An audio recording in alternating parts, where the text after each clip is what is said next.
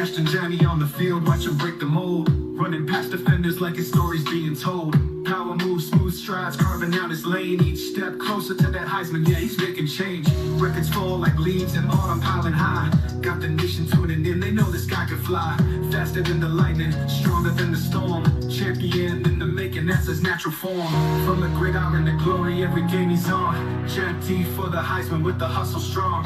Nation on his back, got his eye on the prize. Taking Boise to the top and reaching new heights. From the gridiron to glory, every game he's on. Champ T for the Heisman with the hustle strong. Nation on his back, got his eye on the prize. Taking Boise to the top and they're reaching new heights. Vision like a hawk, he sees it all unfold. Reading every defense, watch the story roll. Yards keep stacking, every play, every drive.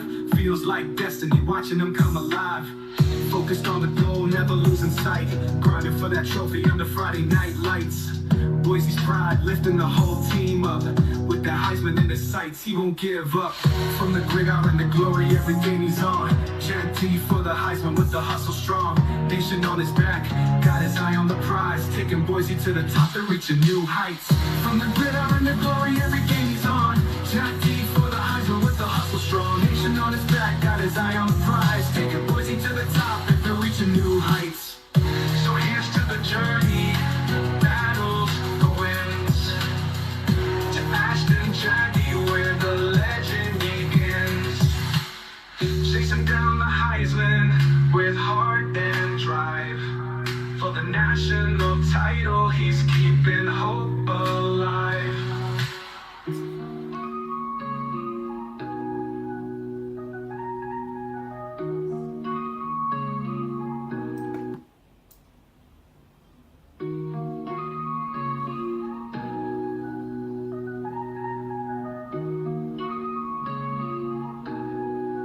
Yeah. Ashton Johnny on the field, watch him break the mold. Running past defenders like his story's being told. Power moves, smooth strides, carving out his lane. Each step closer to that Heisman, yeah, he's making change. Records fall like leaves in autumn, piling high. Got the nation tuning in, they know this guy can fly. Faster than the lightning, stronger than the storm. Champion in the making, that's his natural form. From the gridiron to glory, every game he's on. Champ T for the Heisman with the hustle strong. Nation on his back, got his eye on the prize. Taking Boise to the top and reaching new heights. From the gridiron to glory, every game he's on. Champ T for the Heisman with the hustle strong. Nation on his back, got his eye on the prize. Taking Boise to the top and they're reaching new heights. Vision like a hawk, he sees it all unfold. Reading every defense, watch the story roll. Yards keep stacking, every play, every drive. Feels like destiny, watching them come alive. Focused on the goal, never losing sight. Grinding for that trophy under Friday night lights. Boise's pride, lifting the whole team up. With the Heisman in his sights, he won't give up. From the gridiron to glory, every game he's on. Champ T for the Heisman with the hustle strong. Nation on his back, got his eye on the prize. Taking Boise to the top and reaching new heights. From the gridiron to glory, every game he's on. Champ T for the Heisman with the hustle strong. Nation on his back, got his eye on the prize. Taking Boise to the top and they're reaching new heights.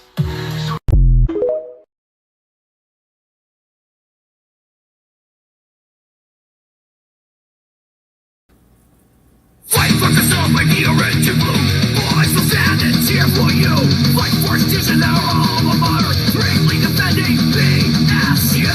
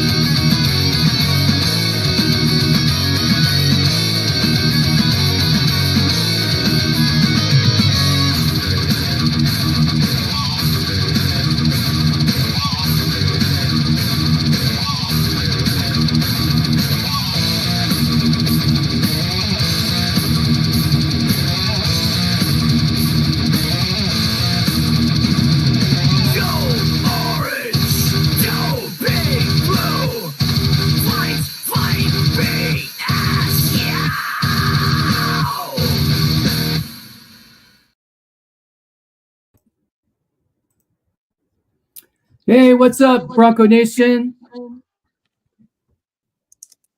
Thanks for joining us tonight.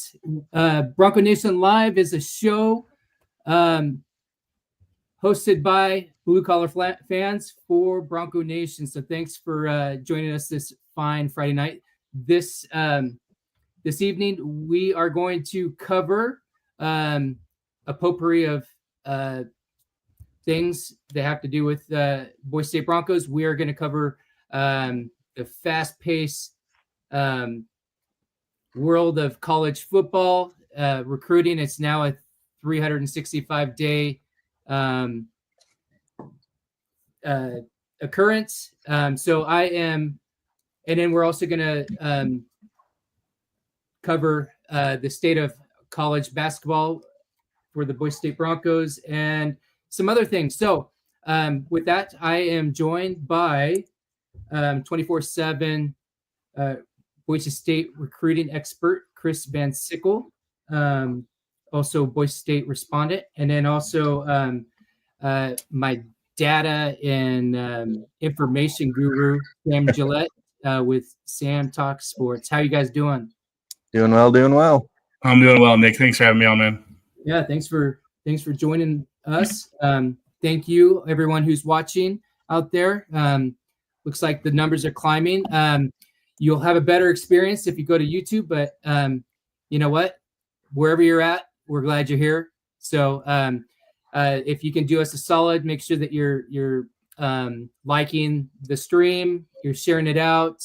You can interact with us in the comments. We will we'll show your comments, answer your questions live here on the show tonight. So with that, I think we'll just roll right into it. It used to be when I founded Bronco Nation Updates over a decade ago, like it just seemed like Bronco sports died in January or like late December and early January after that bowl game. But as the college football world's kind of evolved, it's now it's a year-round process, and I know that I've been keeping an eye on the recruits and stuff, and we'll talk about what we think we need with the football team. But I mean, it's been pretty crazy. So Chris Van Sickle's been trying to keep up with it, so he's here to Man. Yeah, he chose a handful of recruits, and let us know about what's going on in the recruiting world. Yeah, let's get to it, man. So before I highlight those couple of recruits, I'll just give everybody a quick update because, like he said, this recruiting world never ends with the transfer portal and signing days next week, and so this week's been pretty busy. Boise State picked up 2 commits this week. The first one was Bethel. I'm sorry, man. I'm gonna do my best to pronounce your last name. Bethel Imayusen. I beg your pardon if I messed that up. Bethel is a great story. He is a foreign exchange student from the UK and came here just to live life and learn and took to football real quick. He's a heck of a player. I'm going to talk about him a little bit more in depth in a little bit. But just excited about this young man. He's extremely athletic. But like I said, I'm going to talk about him a little more later. Second up was Markel Bowens. He is a local if you consider Rigby or Highland local. He's an Idaho boy. He's an edge rusher. You look at his tape, and he's just an athletic freak. His potential is sky high. I think his best football is still ahead of him. And they're going to get him in here. They're going to get him in the weight room. They're going to get him in the nutrition program. And this kid's going to bulk up. And it's going to take some time. You got to be patient with these young men that come from Idaho. A lot of them, they've got to get used to the change in competition level. And that's not any knock on them. That's just life. Some guys are just faster, and you got to get used to that. So do I think he's going to play a lot this year? Maybe not. But this young man has a very bright future, and we're excited to have him as Bronco. I did just get word within the last couple hours. This is as close to a breaking news as I can give you. Boise State will be receiving a commitment this weekend, I'm told, from a running back. I'm not going to disclose the name just because that's his it's a special moment in his life, and I don't want to ruin that for him. But you're going to be excited about this young man. He's a talented guy. So be looking out for that. We'll probably see that sometime this weekend. So be looking out for that. And then I do also have been given word that Boise State was working out a quarterback today. He's a junior college quarterback. Again, not going to disclose his name either. That's his share. But they are hot on the trail for both positions, running back and quarterback. And then the third position that they're still really going after before the signing day next week is going to be wide receiver. We're going to miss Prince Strawn and Cam Camper, and you're going to need someone to step in immediately.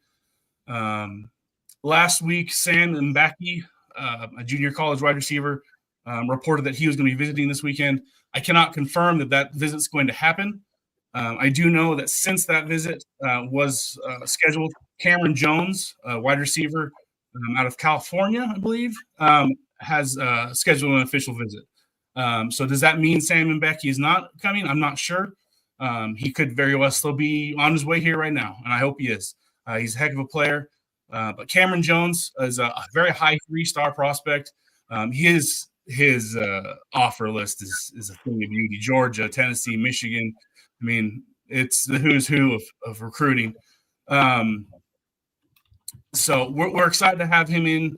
And I just want to speak to it. There's been a little bit of speculation within Bronco Nation about some possible off the field issues with Cameron, and I just want to press the brakes on that a little bit. Let's give this young man a chance to come in, get his feet wet, and grow up. Quite honestly, he's a 17-year-old kid. Let's let him get here and get him in this program that will love on him, and let's welcome him in with open arms if he does commit. He is just on his official visit. But otherwise, that's all the most up-to-date news I can give you. Alexandra, I see your question here. Cam is in the portal. He could also still declare for the NFL. I mean, he could still go to the NFL. He's weighing his options, I guess is the best way to put it. He could still technically come back to Boise State. They do still have that option. So, yeah, that would be really nice. But wherever he goes, heck of a player. Loved watching Cam Camper this season, and I do hope he comes back. But just to round off this latest recruiting news, tons of 2026 offers are going out. So be looking out for that on my Twitter. I'll always try to repost and give you a little information about the young man, just so you can kind of start getting to know him before he even commits. But for that, you guys want me to just start on to my recruits? Let's roll with it. All right, buddy. So we talked about it, and we just kind of wanted to pick. I picked 6 guys that I want to. Some of them I feel like are going to play right away. Some of them aren't, but they have great backstories, or I just really like them. So let's get started on that. The first one is going to be Dion Washington. Dion, which I'm going to try not to say Zion Washington. That those names are just one letter apart. When I interviewed him, man, I was like, "Don't say Zion. Don't say Zion." I don't think I did. I don't really ever really watch my interviews again, so hopefully I didn't. Dion I didn't hear you say you that. Hear so it? Yes. All right. You got to keep that professionality. At least try to fake it. Dion is going to come in as I'm guessing a nose tackle. He comes coming from Hawaii. He started in Nevada. Came out of high school, went to Nevada. He's from Las Vegas, so it was a natural fit. Wasn't really recruited much. That's he told me that. I'm not speculating on that one. Played in Nevada, ended up going to Hawaii. Played us last season and had some success. 3 tackles, 2 of them for loss, and a sack.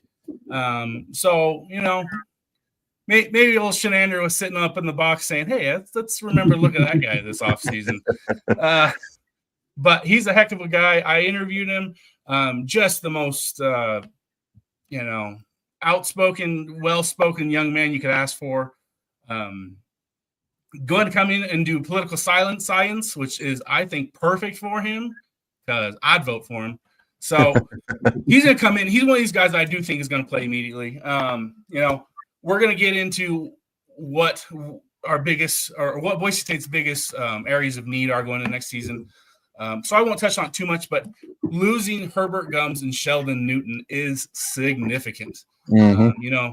This rushing defense was ranked 31st in the country, and those two had a huge part in that.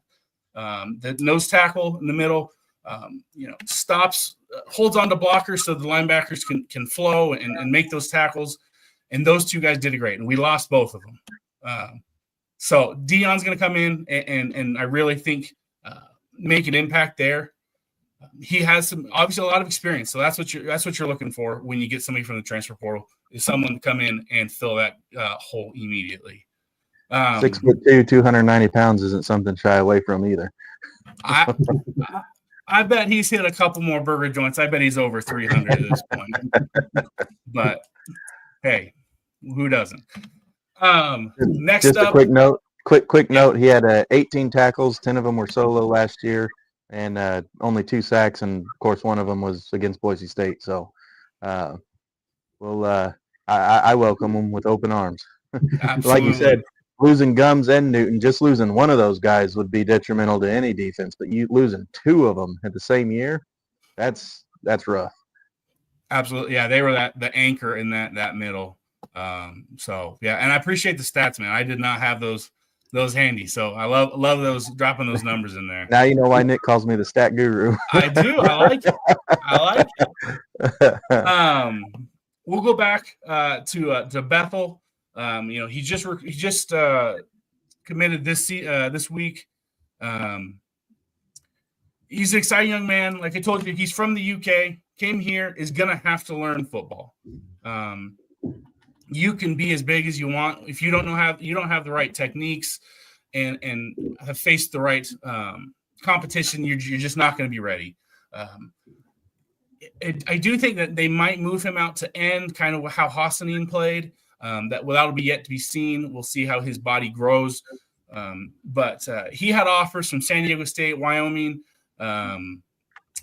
missing one, I think Colorado State. I might be wrong. There you go. And Cal Poly, but who cares about D2? Well, I usually leave those out. But, in a lot of ways, fits the same body type as Ahmad Hassanin. He's going to grow into it. So I'm excited to see him. 6'4", 265 right now. He is, like I said, from the UK, played for I'm just picking all the hard words today. Acalanes High School. So welcome him. Going down the line here. This is another guy that I interviewed. Can I interrupt you real quick? Please do. Go ahead. Not only is he good defensive force, but he's a pretty decent punter too. So he'd be a backup punter, I'm sure. He averaged 36.5 yards a punt last year with a long of 57. Put 6 of them inside the 20. Yeah, his X profile is him punting. That's pretty cool. And he has 1 punt for 32 yards as well. So I think we're looking at the next Travis Hunter here. I've never considered defensive lineman also being a punter. That's as a senior last year at Acalanes, he had 77 tackles, 6 sacks for 43 yards lost. 20 tackles for loss, 12 hurries, 3 pass deflects, 1 forced fumble, 1 fumble recovery, and he blocked a punt and a field goal. Dang. As a senior. So we're picking up a beast. Absolutely. So moving on to my next one. This is a young man from Okanagan, Washington. He's got a heck of a name, but I've practiced this one, so it's all good. I've interviewed him. Carter Kuchen Boo. Now, it looks like Kuchen Buck. It's not. It's Kuchen Boo. He told him straight from his mouth. Carter Kuchen Boo. He's coming into Boise State as a tight end, sitting 6'5", 230 pounds. He's an interesting story. small town high school guy, played quarterback, defensive end, linebacker, tight end, and a little wide receiver just because why not? We saw this season what Boise State can do when they utilize the tight ends like back in the days of Efall and Schumann and all that. Matt Lauder and Matt Wagner, for that matter, had a great season, and this young man fits that exact same mold. Really, he's going to come in and compete. He's not coming in till fall camp. Some of these kids are early enrollees. He's not going to be one of those. And that's fine. I don't particularly expect him to play this season just because of the depth they have at tight end. But this young man has a very bright future. So Carter Kukenboo. Sam, you got anything on him? I like these little breaks here. I get winded. He had offers, so I don't know. I zoned out for a half a second, pouring me another cup of tea in my Boise Paving and Asphalt cup. Who laid the foundation for Boise State's football field? My dad and grandpa specifically. But he does have offers from Washington State, UC Davis, Montana, Idaho, Eastern Washington, Army, and Air Force. Career stats, he has 1,953 passing yards, 33 touchdowns, 2,214 rushing yards, 52 touchdowns, 93 tackles, 9 sacks, 13.5 tackles for loss, 2 forced fumbles, and 2 blocked kicks. So I think Danielson decided that he wasn't going to lose another Heisman to a two-way player and decided to go grab a bunch of them. But it begs the question, could he be the backup for Mad Dog that we need depth at quarterback? Would that be a viable option since we are so deep at tight end? I'm not sure he has the college level arm, but I haven't seen it, so maybe. Could happen. I'm not sure Mad Dog has the college level arm. Well, but that's for another story. I ain't touching that one. You know what, he's guys? good. He's good. You know what, guys? Carter reminds me of a young Riley Smith, but developed, right? Because Riley Smith came into the program. He's supposed to be a quarterback, 6'5", nice height. I don't think he was 230 pounds, that's for sure. No. But he ended up being about 230 pounds after he, had those years to develop. But Carter, he's well on his ways. That's tight end material right there. Like I got something else for you to think about. 6'5", 230 back in the pocket like that. Yeah, like, that's a big one. I got something else for you to think about. Tight end motion into a triple option with the tight end RPO. Could you imagine defenses wouldn't know who to take on? You get Sire Gaines running out as the pitch man. Mad Dog could either rush it or throw it. Kukenboo can rush or throw. You got 5 different options in one play. Defenses wouldn't know what to do. Come up and stop Sire, come up and stop Mad Dog, come up and stop Carter, or have to drop back in coverage to throw the ball. I saw that, and I saw his stats. I'm going, man, he can run, he can throw, he can catch, he can probably block. What kind of a backfield are we trying to get ourselves into? A good one. Yeah. So, all right, next up is a young man named Taj Crutchfield. He's from Rancho Cucamonga High School in California. 5'11", 170 pounds. He's going to be coming in as a cornerback, a huge position of need. He's an 88 rating on 247 Sports. He's got offers from the likes of BYU, Arizona State, Arizona, Louisville, and Utah. His dad actually played for BYU, so coming over here to be a Bronco. Hopefully that didn't cause any jest in the family. That's a Thanksgiving I don't want to be a part of. Well, hopefully he's playing on yeah. How about the day after Thanksgiving? Anyways, you watch this kid's tape, and he's one of those young men that just makes running look easy.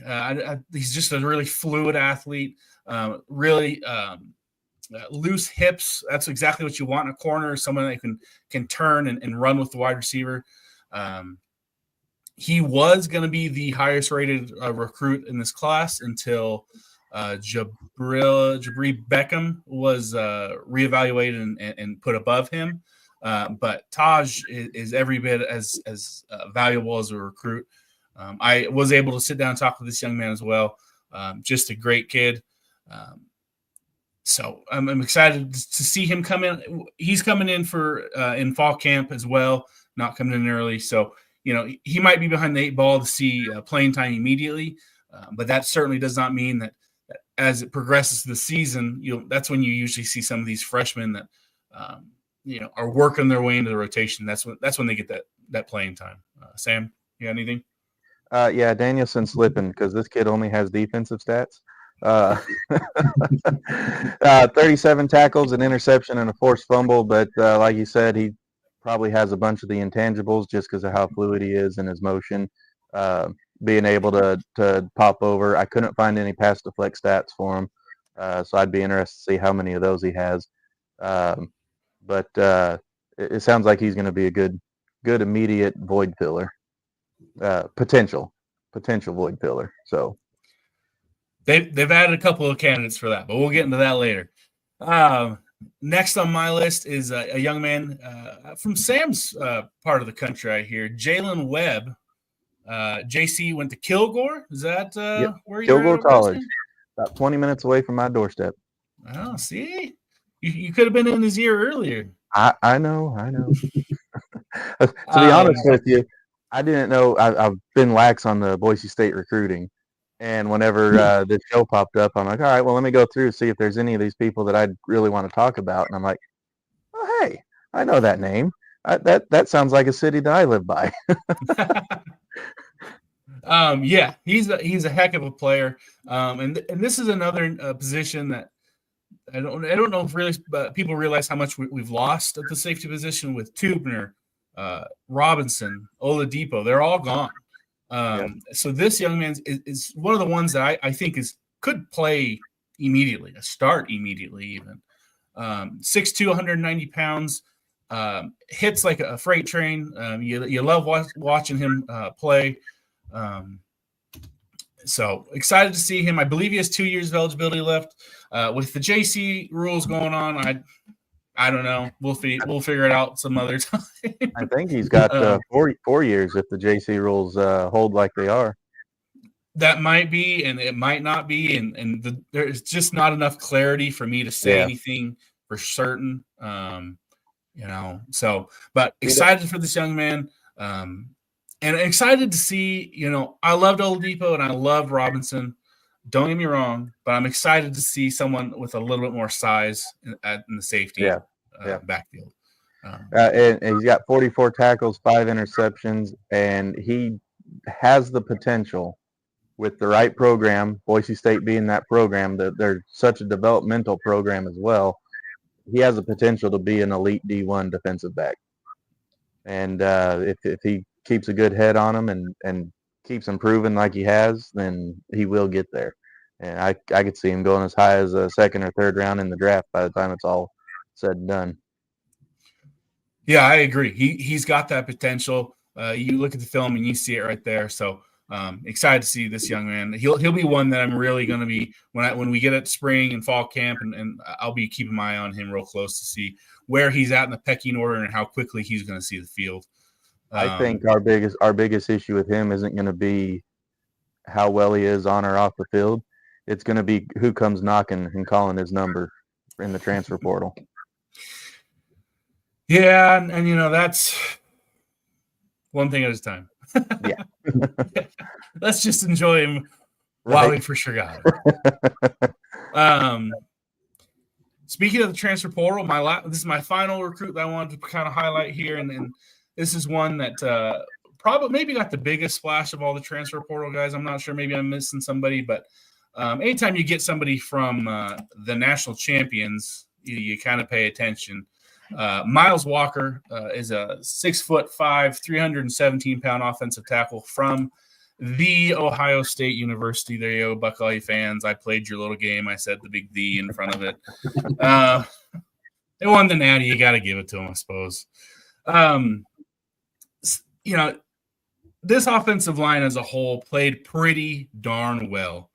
I feel that towards the end of the season they wore down a little bit, and that happens. That's an offensive line. I played offensive line not very well, but I did, and by the end of the season, your hands are all messed up, your feet are all screwed up, your knees are. So this is going to be not just a great depth piece, but he's got the talent to come in and compete right away at right tackle. Now, I know Hall Schmidt was there. That's great. Hall Schmidt gained a lot of experience. I don't feel he ended the season on a real high note. And I do think that coming into fall camp, they will have an open competition at right tackle because, not even just Hall Schmidt, Dalen Matoyer played really well at times. He is a candidate a guy that I could see more of a candidate to move inside to guard, but he definitely has the athleticism to play right tackle as well. But Miles Walker is going to come in, get used to the system, get his feet wet, and he's on campus now. He's training with the team, and he's going to have every opportunity to take that right tackle spot and keep it for himself. He's got all the talent. He's from Greenwich, Connecticut. Sam, did you say he didn't play at Ohio State at all? No. Okay. So no starts or anything. Coming out of high school, had offers from Penn State, a bunch of Big Ten teams, and was an 88 rating. So the potential's certainly there. Yeah, he's definitely potential to be a big day one starter and throwing some blocks for a Mad Dog and opening lanes for arguably one of the best running back rooms in the nation next year. Which is insane to say. I agree, but it's to say that after you just lost Genti. Yeah. I think the only other running back room that would probably have as stacked from top to bottom is probably Penn State. Can't argue with that. That's for certain. Because they got that Singletary. Yep. He came both back. of them back. Yep. Oh, well, that's a lot of backfields have thunder and lightning. They have thunder and thunder. With the offensive line to match. So yeah. But yeah, that's my recruiting update kind of thing. I hope y'all enjoyed it. I'm just getting my feet wet in this recruiting stuff with 247 right now. But I hope you give me a follow and I'll do my best to keep you updated. Nick. Yeah. So thanks for sharing all that. I'm really excited about those. And it's been so busy that there's, another page or two of recruits that have been coming and going and stuff. So look forward to seeing more updates on those. So I think what we let's have a discussion on what positions do we think that Boise State need the most help at. I'll just kind of one for me, especially having, anticipating that, having the hopes that maybe Cam Camper is going to come back and then declaring for the draft, and now kind of looking at the portal news. So I'm looking at a need at wide receiver, that room. I mean, we do have Chris Marshall there. Unfortunately he struggled through some injuries last year. So he's there, but would love to see us, really pick up some, maybe somebody out there that's in a late transfer portal, maybe in the spring, somewhere around in there. Somebody who's like a Cam Camper, So, but and then there, like you said at the start, there is a chance that he may want to come back. I know he liked it here, and I know that Bronco Nation really liked him. We did see in our nonprofit, we saw some donations come through for him in the NIL game. So Bronco Nation does like you, Cam, and we would really love to see if you'd want to spend the rest of your career here. So that for me, that's what I think is, I'll let you guys talk about the defense, but for me, just seeing some of the receivers that left and went into the portal, and now we're like sitting here. All right, now we have a pain, a pain point at receiver. So for me, I'd like to see some more investment in some bodies in that room. Yeah, I agree. The wide receiver is one of my positions that we need help at. We don't really have that one receiver that has that breakaway speed to get deep. And I don't know if it's just me or if you guys notice it too, but I didn't see a lot of crisp route running last year either.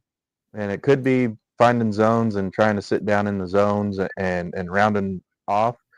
But those deep fades and stuff, you don't really see that crisp. And I know you don't really cut it. I played wide receiver in high school and college, so I know you don't really cut on a fade, but you still make that outside movement. I never saw that. I never saw that separation consistently last year. We don't have a 50-50 receiver either. That's something. We need some size. It was much more like 20-80, unfortunately. Yeah. we need some size. Someone that can jump up and grab that back of the corner throw, or back of the end zone throw. Yeah, and with the wide receivers, I do think, and you hate to ever, as talented as they are, to really lean on a true freshman or hoping that a true freshman come in and can play right away. But a name that I like and have since he committed last season is Quentin Brown. He's coming in from Texas. This young man has Olympic level speed, just ridiculous. He's not coming in till fall camp, so that's going to make it tough for him to get on the field immediately. But I do think that there is a move towards more shifty wide receivers. I think Cam Bates is a great example of who can really explode this season. I thought he had some great moments. Really would have actually liked to see him on the field a little bit more. Yeah, and let me chime back in and say that I do. As far as those route running abilities and the catches and just that magic, we do have Trell still. Don't forget about Big Money Trell. He can make some plays now. So what I would like to see is since we did lose Prince and we don't have a lot of height, right? And Cam Bates is great, but he's still kind of like that slot. Penry and him are they're your prototypical slot. So is Quentin Brown. He's kind of got that same height, but he's got burners. I would like to see what he can do. I think that he could actually come in year one and do something like somewhere, in the receiving core, maybe special teams. But yeah, for me, I need, I want to see more like they have the height, the speed, and the deep ball threat, kind of like Chris Marshall. He does, but we got to see what he can bring, and hopefully he can get healthy, and maybe we can add another piece that's kind of like his size and length.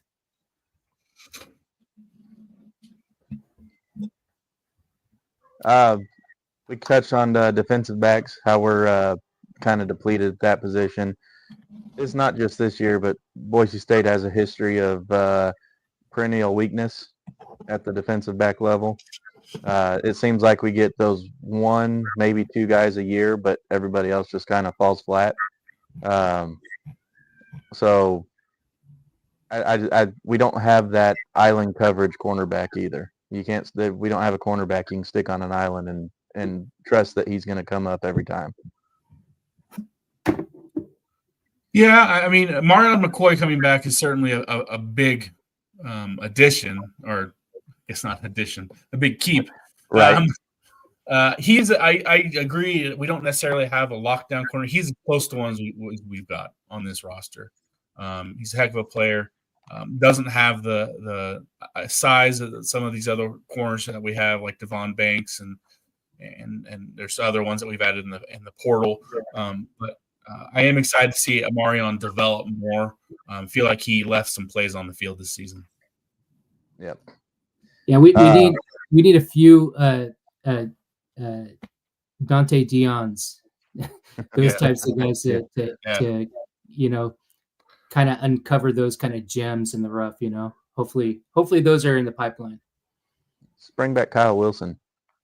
Hey, I like that. Yeah. That's not a name I've heard in a while. That's a good one. I like Kyle Wilson. If we're talking corners, I'll just drop one more name that I really like. Jace, a junior college guy we brought in this season. His name's Sherrod Smith. He was a junior college All-American as a freshman. Really like his tape. He's a little bit bigger. I believe 6'1". But he's an impressive guy. Could come in, and I believe he is with the team right now. So keep an eye out for that. Sorry, Sam. Did I interrupt you? No, you're fine. You're fine. Defensive line was completely obliterated by graduation this year. So that has potential to be a weak point. Whether it will, we got a lot of good guys coming in, so I don't think we're going to see the drop-off that some might think we're going to see. But it is a concern to look at and monitor. So what one guy I'm going to keep an eye on, I think he's going to be a superstar, is Max, the German. Max Stiege. Stiege. He came on, he developed nicely, like at the end of the season. He got in there. He had a great performance during the Fiesta Bowl. I think that he's going to be an absolute stud as well on that. And I'm also curious to see how Sanusi is developing and from that NFL academy. So I'm interested to see how I know Max is going to do great. I'm interested to see how well Sanusi is going to develop. Yeah, Sanusi is of all the true freshmen that played, he's the one that surprised me the most that he was playing. So I am excited to see what Lopez Sanusi can do. Another name I'll throw out there. Let me make sure I pronounce it correct. Keanu Maialoto, a defensive tackle transfer from Arizona. That transfer kind of came out of nowhere. I didn't even hear any rumors on that one. But I forgot about him. Yeah, and it was really kind of a quiet, didn't get much publicity commit, but it's a big one. He's a big boy, 6'5", 280. You have Braxton Feely already, a perennial All Mountain West defensive tackle already. Just keep loading up, man. I mean, that's what you can never have enough pass rushers, running backs, and just run stuffers in general, really.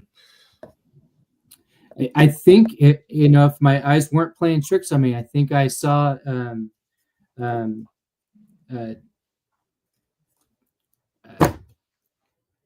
I always butcher the name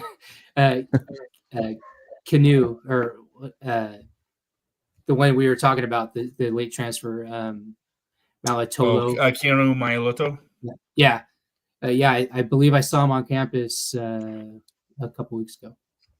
Yes, I believe all the transfer portal guys are on campus. Yeah. Cool. The last position, and I'm probably going to catch flack for this, but is quarterback. Not so much because of Mad Dog. I will be the first to admit Mad Dog turned me this year. I was completely against him, but he proved week in and week out that he is a great system quarterback for the system that we have. I don't know if that was due to Cutter and the offense he was running, or if it's just the system that Mad Dog can run. But he did do good. He got us to the playoffs. Fell short a little, but it's not so much the weakness being Maddox as much as it's the weakness being depth. Who do we have after Maddox? Because we need to start, in my opinion, developing that next guy up. Because right now we're losing Nelson. That's which I don't know. I don't want to talk about it. I digress. That was a disappointment. Yeah. So But Mad Dog all year, if you got to him early, he was off the rest of the game. And we were lucky enough to have that offensive line that protected him to where he didn't ever have that. And then it came evident again in Penn State, against Penn State. Some of those throws that he was missing that he probably shouldn't have. But that comes with experience. But that's where that was my last position, and it's not so much Mad Dog as it is the depth at quarterback, and some of the little mechanic things. There we go. Yeah, no, and I think Boise State, and people are going to cringe when I say this, y'all need to get used to the idea of Max Cutforth as your backup quarterback. And that's, if you had told me that last season, I would have my jaw would have hit the floor as well. I have seen Max play a little bit at practice. He's got a talented arm, good arm strength, good presence in the pocket. People are going to look at him and say he was a walk-on from, I believe, Skyview in Nampa. Get over that. You just can't get hooked up on those titles like that. Some of the best players that we've had at Boise State have come on as walk-ons. So put that in the rearview mirror and let's embrace Max. Hopefully he can come in and establish himself as the backup. There's also Caleb Annett. He was a well-respected running quarterback recruit last season. He did redshirt this season. So he's kind of a wild card. We're not really sure what, as a fan base at least, what we have in him. Right. Yeah, and Caleb came in early as well. So, I'm sure he's got a great IQ with the playbook by now. But, it was a little bit scary going into the Fiesta Bowl, and not really having any depth, whatsoever, no stabs behind Mad Dog. So that was a scary, we were, one snap away from, either Caleb being thrown in there or Max. So, I agree. We do need to get some depth in the quarterback room. I feel good that we have at least two backups that have a general knowledge with the coaching staff, the playbook, and who knows what the playbook's going to look like with Nate Potter. But I'm sure it'll probably be it will resemble what's already been put in place. He'll probably put in his own. He'll tinker with it and make it his own. But I'm interested to watch spring ball and see how well Caleb has developed with all that time he's put in as a freshman. Hey Nick, I got a question for you. What can we as fans do to help bring in these recruits and help with the NIL efforts? Yeah, so great question, and this kind of ties into what we've been talking about in recruiting and the way that how bipolar the recruiting is. You have, for instance, you had you had a recruit that committed to Cal. We were in the mix for him. Out of Hawaii, he committed to Cal, decommitted, committed to Oregon, I believe, then decommitted and back to Cal. At some point you got to think, all right, this is, it's like, it's got to be what's being offered. Playing time is great, but we've all been 18 to 23-year-old guys, and we don't make the best decisions sometimes, and sometimes we go after the shiny thing, right? So and just like we saw a few months ago with we were recruiting Hezekiah Millender, got a commitment from him, and then in came Kirby Smart in Georgia and swept him off his feet, and he's a Bulldog now. And then also, even this last week, we have a C26 commit, Terrius Favors. He's committed to Boise State. Just a couple days ago, Kirby Smart choppered to his high school campus and just kind of wowed them. So, that's the things that we have, Boise State has to contend with. So, fortunately, as part of Bronco Nation updates, we've been able to establish our own nonprofit that is set up to crowdsource. We're a mid-major, no matter what you want to see, what you want to think about us. Yes, we want to be in the Power 5, right? Power 4.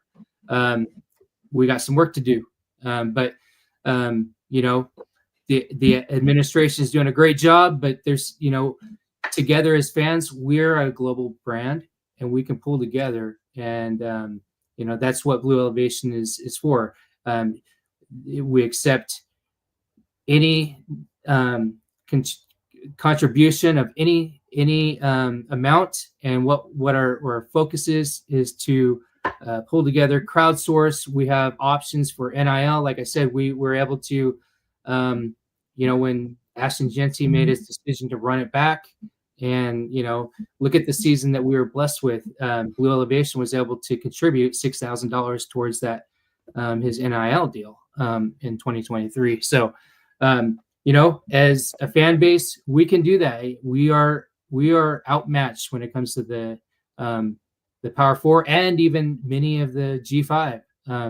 There's just schools that have connections with mega donors. We have great donors, but we don't have those mega donors. But what we do is we have a rabid fan base that's worldwide. I see the numbers at Bronco Nation updates. We have fans around the world, and dozens of countries, and basically all four corners of the globe. So that's what we can do. And like I said, anything and everything counts. And that's what we can do as a fan base. I know a lot of people don't like, having to have the fan base, support. But, if we want to be in the Power 4, or we want to stack championships, that's something that I'm willing to do. And, I know that there's many people that are out there willing to do with us. And since we're a nonprofit, anything that you give is tax deductible, even so anything that you invest in Boise State, is you can write off on your taxes too. So it's a win-win for the donor and the school. So I just choose to do whatever I can do, and I've pumped a lot of my resources into this, and there's a lot of other generous and loyal fans out there that have come alongside of us too, and I'm really appreciative for them. And I do think it's important to point out that Boise State, in many ways, is behind, not even compared to Power 4, but like you said, even some group of 5 guys are significantly ahead of us, and yet we are still, we being Boise State, obviously I'm not, are still leading the pack, and that's amazing. But if you want to keep that going, and if you want to keep that up, you have to help. You have to do your part as well. So. Yeah, and I'm not, it's a non-pressure deal, but if you feel led to helping out Boise State, go to blueelevation.org and give whatever you want, and we'll get that, and we'll get it to the appropriate place where you want it. That's the cool thing about Blue Elevation is you can pick what department you want that put in. If you want to go BAA, that's great too. So anything and again, anything and everything counts. $1, $5, great, appreciate it. We don't take on TikTok says need to get these farmers donating. Spare the goldfish, Julian. Yeah. We don't want PETA on us here. That's all goldfish. No goldfish were harmed in the making of the show. We will gladly accept your 10K though, my friend. So yeah. I thought that was $10. Not bad. No, it's 10K. I didn't see that. Yep. All right. So let's take an early look at the 2025 schedule. Sam kind of played around with this and wanted to kind of just poke around. Way too early predictions. How many games we think Boise State will win. So I'll let you take the lead on that one, Sam. All right.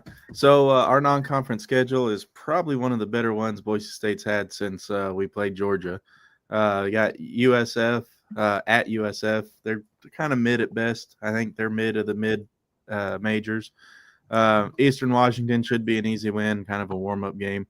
Then we get Appalachian at home. We get to go up against ex-wide receiver Jackson Greer, who went to Appalachian State. He used to be on Boise State. Main thing on that, don't be a Michigan. Just go in and take care of business. Don't let App State come in and ruin your season early. I think we're going to have a close loss to Notre Dame. I want us to win, but let's be real. Notre Dame stacked. If these recruits come in and slap around, we have a chance. Well, Boise State always has a chance if history proves anything. But it's probably outside of postseason play, this is probably the biggest game in Boise State history. You're playing the blue bloodest of blue blood schools. Then our conference schedule consists of at Air Force, then home against Fresno State, Colorado State, New Mexico, UNLV, and then at Nevada, San Diego State, and Utah State. Riddled with trap games all over. Air Force came on late last year. Their backfield finally got down that triple option. They're not going to be no slouch. Fresno, obviously a rivalry. Nevada, a rivalry. UNLV wants to avenge their 2 losses this year and missing out on the playoffs. So it's a stacked schedule against us. And I see us going anywhere from 8-12 to undefeated. Or excuse me, win 8 to 12 games. 8-4 and undefeated, not 8-12. Right. Yeah, I mean, you said it perfectly there. I think there's a lot of opportunity here for obviously a lot of wins, but there's a lot of trap games too. Air Force, like you said, is always tough. You can never just assume you're going to beat the cadets. UNLV is restocking, reloading. Are they equal to us? No. I'll just get that out of there for that UNLV media guy. But they have hit the transfer portal real hard with their new head coach. And, that works out sometimes. Sometimes it doesn't. I don't think it's as much of a home run as some people. I think you're better off developing and building like what Boise State's doing. The UNLV is going to be tough. Notre Dame's going to be real tough. Yeah, Sam, you're right. That's a really tough one. But otherwise, I see 10-2 with the Notre Dame loss and maybe 1 trap game loss, UNLV or Fresno. But I'll always assume they're going to go 12-0. Yeah.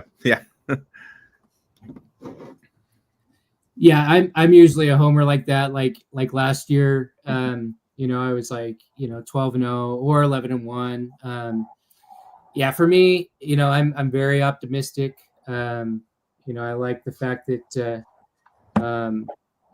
we got some good horses in the stable still. We have a lot of the pieces still in place. I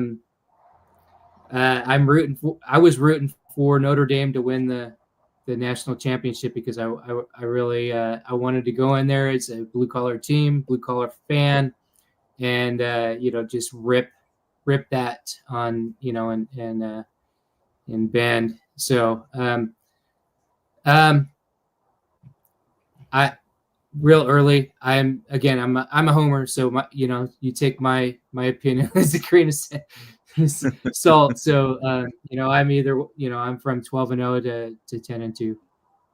Yeah. I don't think I've ever gone into a Boise State game where I've thought they're going to lose this. I always believe they're going to figure out some way to win. I always. Yeah. I don't think I have either, to be honest. Now you got me wondering. Did I? Yeah, I know, right? I don't know if you guys made your predictions, your way too early predictions for what the 12-team playoff would look like, but I went ahead and did one. I think Penn State's going to win the Big Ten. I think Texas is going to avenge themselves and win the SEC. I've got BYU winning the Big 12. and Clemson winning the ACC. So that being the top 4 of the first round buys. This is assuming no adjustments are made to the current format. Then I've got Notre Dame at 5, Ohio State 6, Georgia at 7, Boise State at 8 as the Mountain West Conference champion, Alabama 9, Oregon 10, Arizona State 11, and South Carolina 12. The last 2 I really could have picked any one of the top, any one of the 13 through 17, and threw in those last 2 spots just because they have potential to be there. And unfortunately, I do have Boise State losing to Alabama in the first round. Notre Dame beating South Carolina, Ohio State beating Arizona State, Oregon beating Georgia. And then the quarterfinals, Penn State beating Bama, Notre Dame beating Clemson, Ohio State over BYU, and Texas over Oregon. Semis, I've got Penn State over Notre Dame and Texas over Ohio State to get a Penn State-Texas Natty. Now, I had a graphic putting all this out, but I made a change. On my graphic, I had Texas winning the Natty. But on further reflection, give me the Nittany Lions. Upon further review, yeah, I just got I just got to thinking. They have arguably the nation's best offensive and defensive coordinators now. They have the best backfield. You can argue with me all day long. I'm going to prove you wrong every day. They returned both their running backs. They got a stellar quarterback. Their defense is stacked. If they don't go undefeated or at least win the Big Ten, then it's a head coaching problem. There's nobody else to blame for Penn State not doing something this year. I agree with you. I think BYU is gonna take the Big 12 for sure. Like full stop. I think Colorado or Arizona State and Iowa State were pretty fortunate because I don't know. I think BYU they're in their 3rd year in the Big 12. I think they're going to take it convincingly. So during one of our discussions, Sam told us an interesting fact about the Super Bowl and a kind of a connection to Boise State. Yep. We all know the most obvious connection, Eagles offensive coordinator Kellen Moore. He's done a fantastic job with the Eagles with the regular season, 8th in total yards, 29th in passing, not so great there, but 2nd in rushing yards whenever you have Saquon Barkley as your back. You kind of use him like Ashton Genty. 7th in points per game. Postseason, he's 3rd in total yards, 6th in yards per game, 5th in passing yards, 14th in passing yards per game, 1st in rushing yards, 2nd in rushing yards per game, and then Saquon. 1st in points per game. Yeah. That's ridiculous. Yeah. Well, the Giants would rather have Jones at quarterback. Right. Sure, they're not regretting that at all. I hope the Eagles can do something. I hope Kellen stays in Philly, but he looks to be the favorite for the Saints job right now. Yeah. But I hope he stays in Philly and they find some way to get Genty over there. You get Barkley and Genty going at with back-to-back. Talk about a thunder backfield. Defenses wouldn't know what to do. But lesser-known connection to Boise State is Joe Blameyer, who is the son of former AD Gene Blameyer. He's in his 2nd season as Chiefs passing game coordinator. Now, he's been with the Chiefs, I believe, 9 years now, but this is his 2nd season as the passing game coordinator, and helped him to some success in the passing game. For the regular season, they are 14th in passing yards and 11th in passing touchdown. And the postseason, 7th in passing yards, 9th in yards per game, and 6th in passing touchdowns. So doing a good work there with Patrick Mahomes and company, getting their pass game going. So that's the Boise State ties to the Super Bowl, one on each side of the ball.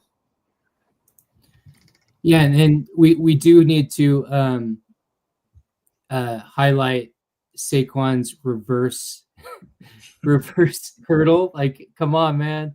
Like, That was that's got to ridiculous. be like the one of the main highlight of the NFL season. Like, for real, man. Yeah. Absolutely.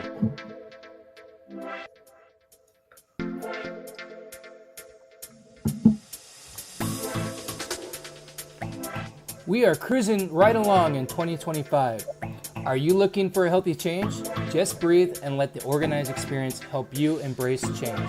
The Organize Experience team masters in the art of helping people find freedom through decluttering, organizing, and creating organizing systems. So let Stacy's team help you in 2025. Visit their website at theorganizedexperience.com.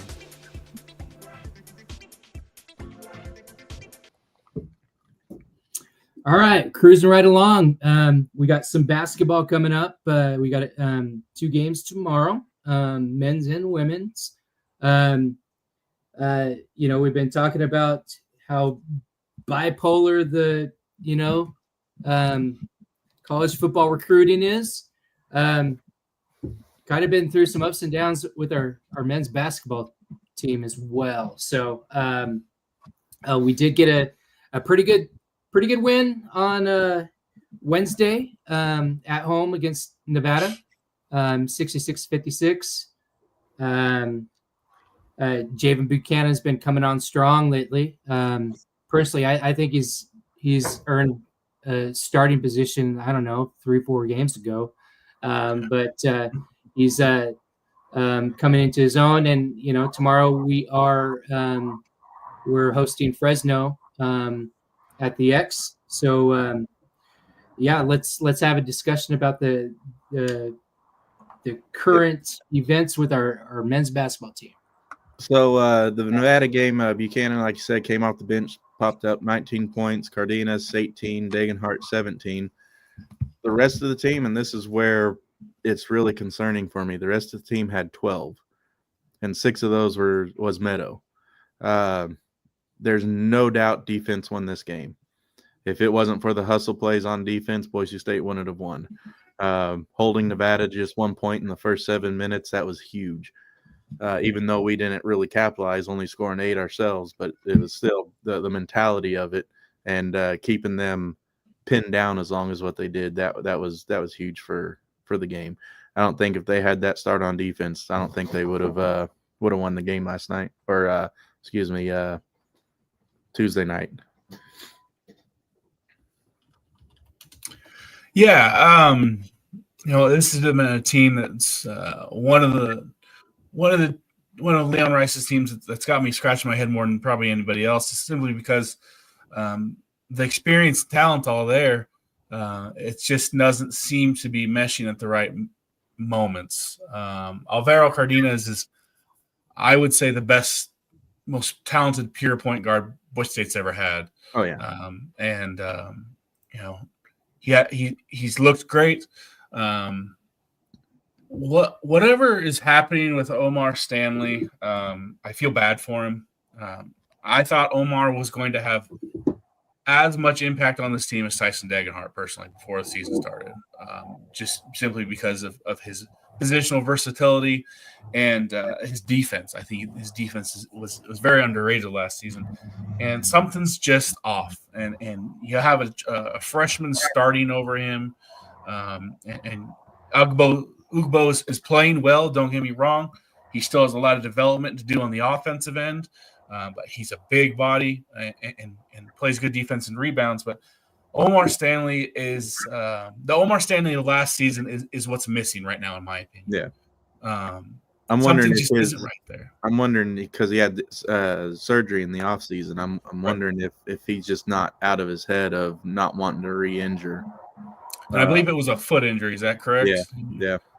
Yeah. So with a big man like that, foot injuries are just so common. It's unfortunate. But if Boise State's going to get back on track, I do think that Omar Stanley is going to be a big part of that. But I agree with Nick. Nick, I think you're exactly right. Javen Buchanan absolutely does deserve a starting spot at this moment. He can create his own offense maybe better than anybody on the team right now, and that's pretty impressive. Yep. So up next, Boise State's got Fresno State tomorrow. They're a 19.5-point favorite, I believe. Fresno's lost 3 straight, and their last win, they had their first and only Mountain West Conference win against Air Force 4 games ago. So you want to see Boise State get kicked out of the tournament for good, lose to Fresno State tomorrow. at home, yes, absolutely. Yeah. Would slam that at large bid door shut. Yeah. So kind of brings into their chances of making the tournament. I actually saw one outlet gave them a 14% chance, like 14.3 or something like that. I think it was actually posted to the BNU group earlier. So I'm okay with that number being at 14%, but I really think it's a lot lower. There's just way too much good basketball going in other conferences. There's all but one conference that have multiple teams with within 2 games of first place. This is probably the most competitive year of basketball I've ever witnessed, as far as how close all these conferences are, and I attribute that to the transfer portal. People don't want to ride the bench anymore; they want to get up and go play.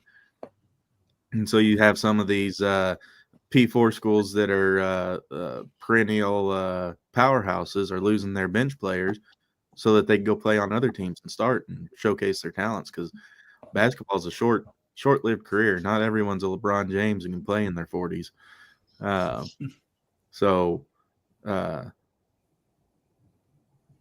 I think they have to win. They have to win out, and they have to not lay an egg in the Mountain West tournament, or they won't get an at-large. Their only way in is to make the Mountain West Conference Championship, in my opinion. And the only reason why I say that, they have a losing record against Quad 1 and 2 schools. They're 3-6. They're 10-1 against 3-4, with that one loss coming to Boston College. And I don't care. You can come at me and say, "Oh, it was at the end of a tournament." Well, champions win those games. So, yeah, it was at the end of a tournament, but you should still win that game, especially against a Quad 4 opponent. Now, Quad 2 opponent, maybe a high Quad 3, yeah, maybe you have an excuse, but not against the Quad 4. Their only saving grace, and I believe the only reason that they are still anywhere considered on anybody's bubble watch, is their win against St. Mary's and Clemson. Both of them being Quad 1 wins, and both schools are, if they're not already in the top 25 for this next upcoming week, they'll at least be receiving votes. So with as stacked as what college football is at the upper echelons right now, for them to just be outside of the top 25, they might as well be in the top 25. That's how good college basketball is this year. Yeah, for me, it's really hard to weigh how good Boise State is. Like, I know that they have the talent, right? But it's just been so inconsistent. And then they go in, at home and they rip a win, as they should.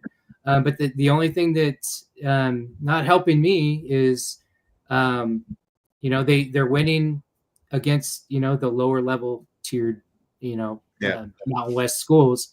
And, for me, I need our players to like hone in on the 2024 Omar energy, right? And then the 2025 RJ Keen energy. Like, if we had that, man, I could tell you, like, hey, we're going to the tournament. Like, we're going to get a good seat on Selection Sunday. But as far as right now, I just I'm with you, and I'm thinking, one of the only shots that we have to get into there is, winning that Mountain West championship in Vegas in the spring. So or later on this month. They've got 5 more regular season chances to notch a Quad 1 and 2 win. And if they want a frog's hair chance at an at-large bid, they've got to win 4 of the 5 and not have an early tourney exit. Right. And one of those is a road win in San Diego, right? Yep. Yeah. Yeah. So yeah, and they shot themselves in the foot when we dumped that game to San Diego State at home. Yeah. So probably the most controversial topic that I'll ever talk about on this show is Leon Rice on the hot seat. Now, I've watched a lot more basketball this year than I have in years past just because of this show. And I've done it with an open mind. I've tried to keep an open mind, going, okay, if I was playing, what would I do? And this team goes balls to the wall 100% of the time. They are playing good basketball, but they're not executing on the offensive end, I guess. Their defense is flying around most of the time. Well, we won't talk about New Mexico. Most of the time, the defense is flying around. Most of the time, they're getting putting themselves in a position to win the game. What's not happening is on the offensive side of the ball, there's no creativity. They run that weave. They try to stall out. They dribble and kick out and oftentimes run a shot clock down to nothing and have to throw up a wing and a prayer that's not going in. I think they had their first 3 possessions down the field. 2 of them were shot clock violations against Nevada. So I think it's a coaching philosophy rather than the coach himself. Leon Rice is a great guy. I've met him. I was back in 2000 something or the other, way longer than I care to try and remember. My dad lived up in Twin Falls, and I took my son up there to see him, and we were right between 2 home games. And the one game that we were going to be there for, it was in Utah. So we didn't go, or it might have been Nevada. I don't remember now. But I went up there and I sent an email off and said, hey, we're coming up, but we're right between these 2 games. And they invited me and my son to come watch practice since we weren't going to be able to go. He's a good guy. I have nothing against the guy. I just think he's peaked at Boise State. I don't think that for whatever reason, he can't get over that hump of 20 wins, early conference, early tourney exit, early conference tourney exits. So I just don't know what to do other than a coaching change. I mean, we have a 6'10" and a 7-footer on our team right now. And I know the 7-footer, he plays quite frequently, but we don't see this. Granted, he's a freshman, but why aren't we seeing, and this hasn't just been this year, it's years past as well. We don't see these tall guys, the big men. We don't see them come off the bench even after their sophomore, junior year. I've seen years where I'm like, oh yeah, we got a big guy. We got a 6'11" guy. He sat the bench an entire year, hardly ever came in. Why don't we? Is it a coaching developmental issue that we can't develop these bench players to put them in and relieve? Now, I will say this: he's done a lot better this year, bringing the bench in and having the bench play, and I think it's because of the transfer portal this year and last year, not just this year. And I think it's because of the transfer portal. He's afraid he'll lose those players if he does not play them. And if he wasn't going to play him before, why did he have him? That's my philosophy in it all. If you're not going to play him, don't just sit him on the bench to do nothing. Let him go develop somewhere else. So I just don't. What are you guys' thoughts on that? I there's just way too much talent out there with the transfer portal and JUCO players and high schoolers and everything. They can't all fit on the Power 5 conference teams. Where are they at, and why aren't we chasing them? Yeah, I mean, the 7-footer Dylan Anderson, that one is a bit of a head scratcher. He's, the beginning of the season he was starting, and now is buried on the bench. He's one that you could say he was a former 5-star recruit. So they did kind of go out and grab one, but you're right, the development isn't quite there yet. So is that a coaching problem? I couldn't tell you on that one. That one's over my pay grade. Do we want to talk about is Leon on the hot seat? Want to get that started? Yeah. Is Leon on the hot seat? I don't think so yet. I don't disagree with what you said about him possibly plateauing, or having reached his best potential. I think you have to find the right replacement, though. I don't think you just fire him and not have a plan. So personally, I don't think he's on the hot seat quite yet. But I would not be shocked if you don't see a change in the assistants at some point. And all of his assistants are extremely experienced, and that's great and all. But sometimes you have to change up the voice that these players are hearing, and that's not always a bad thing. So that would be all I would say on that. And I do have an idea of who I would hire to replace Leon, but I won't share that unless y'all want me to. So. So I got a replacement segment coming up, so we'll okay. There you go. So for me, I've shared this before with you guys and publicly is for me in every head coaching situation in the school, I look at a 5-year plan, right? And for me, and again, my opinion, is less than a grain of salt. But anyway, for me, I give a coach about a 5-year leash. You win a conference championship, then the clock starts over, right? And for me, and how I see, I agree. Leon's a great guy, great family, actually. And for me, realistically, he won the double straps in 2022. So from right now, for me, he's got another couple years. But I do think that he's certainly on the edge of the hot seat. For me, what's been frustrating is to see 13 to 14 starting lineups already this year. That kind of, for me, that's all that, that kind of plays into like how inconsistent things are going. And I would like to see, I know that Leon doesn't drop a lot of plays. Actually, Coach Duria and Burns do a lot of that. So,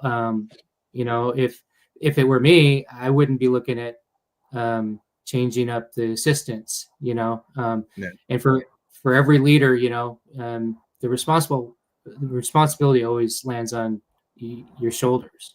So the frustrating part for me is, again, the 13 to 14 starting lineups and some of that time management and not stopping and drawing up a play. And so we're kind of like limited in Leon's reach in that respect.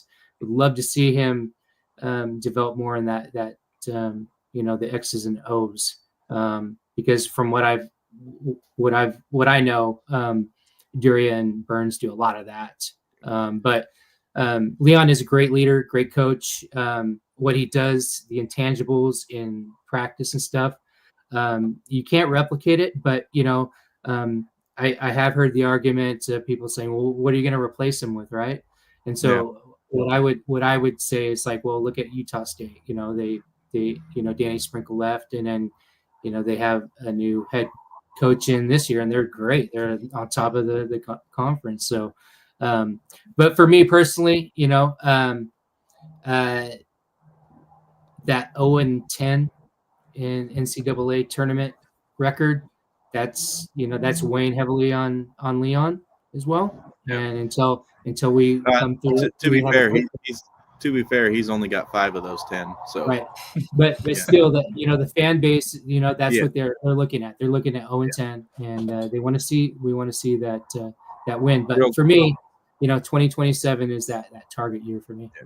Real quick, over on TikTok, BSU Flintstone, he thinks the at-large is done. Have to win the tournament and Utah State, and he became the number one gifter. He got the number one gifter badge. Thanks, Jason. Appreciate you, man. Good job, Jason.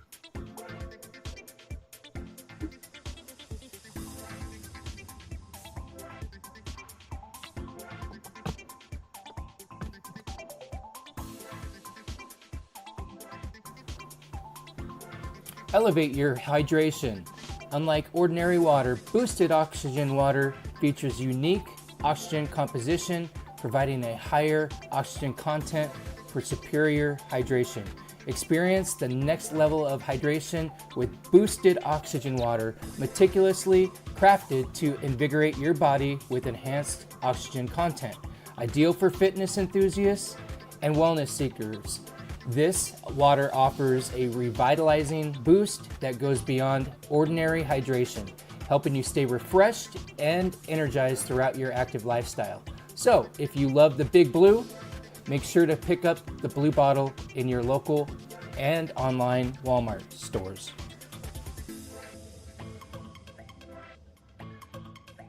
The blue bottle. Yeah. Yep. So, I love those sponsors. I for one, just kind of touch back on the win. The people who have that argument of the win totals. I'm tired of 20-win seasons with no hardware. Yeah, we had the double strap, but we got nothing to show for it outside of Mountain West Conference accolades. I want that next level, and I'm sure a lot of the fans share my sentiment. But you also got to look, if you take out the non-conference quad 3 and 4 wins over the years, how many 20-win seasons does Boise State walk away with if you replace those with quad 1 and 2 teams? I don't know how many 20-win seasons you have. We may not be having this conversation. So ask the question, is he inflating his numbers?